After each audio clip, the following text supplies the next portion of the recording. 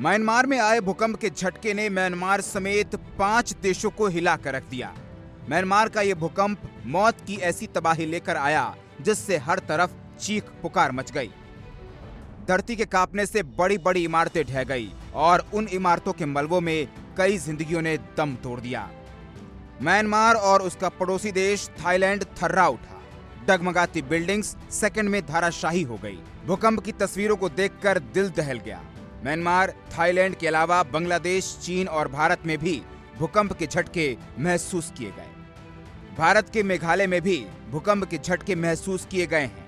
इसी बीच भारत सरकार अब अलर्ट हो गई है और पड़ोसी देश की सहायता के लिए सबसे आगे खड़ी है। शनिवार सुबह भारत के वायुसेना स्टेशन हिंडन से ऑपरेशन ब्रह्मा के तहत 15 टन राहत सामग्री म्यांमार में भेजी गई। ये राहत सामग्री भारतीय वायुसेना के विमान C-130 से म्यांमार पहुंचाई गई है। इसमें टेंट, स्लीपिंग बैग, कंबल, खाने के लिए तैयार भोजन, water purifier, hygiene kits, solar lamp, generator set और जरूरी दवाइयां शामिल हैं। विदेश मंत्रालय के प्रवक्ता रणधीर जायसवाल ने कहा कि ऑपरेशन ब्रह्मा के जरिए म्यांमार में भूकंप प्रभावित लोगों तक राहत सामग्री पहुंचाई जा रही है।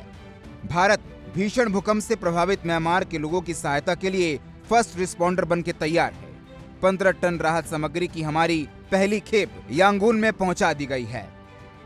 म्यांमार में आए इस त्रासदी ने भारत को 2001 के गुजरात भूकंप की याद दिला दी, जिसमें 20,000 से अधिक लोग की जान चली गई थी।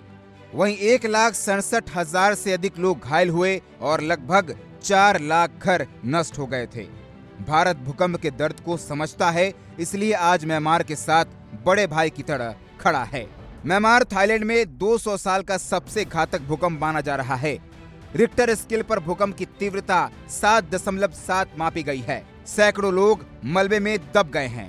अब तक 150 से ज्यादा लोगों की मौत हो गई है और 700 से ज्यादा लोग घायल हो गए हैं। ऐसे में अंदाजा लग सकता है कि आखिर ये भूकंप कितना खतरनाक था। और अमेरिका के जियोलॉजिकल सर्वे ने आशंका जताई है कि मरने वाले लोगों का आंकड़ा 10,000 के पार जा सकता है। बैंकॉक में इमारत गिरने से 80 लोग घायल हो गए, 3 की जान चली गई। म्यांमार दुनिया के उन देशों में आता है जो भूकंप के लिहाजा से खतरनाक है और म्यांमार में हर महीने 8 भूकंप आते हैं। इसका कारण यह है कि म्यांमार से रिंग ऑफ फायर की दूरी ज्यादा नहीं है, जहां पूरी दुनिया के 81% भूकंप आते हैं। इसके अलावा म्यांमार इंडियन प्लेट और सुंडा प्लेट के बीच है, जिसकी वजह से प्लेट्स के टकराने से म्यांमार में भूकंप बनते रहते हैं और इस फॉल्ट को सागाइंग फॉल्ट कहते हैं।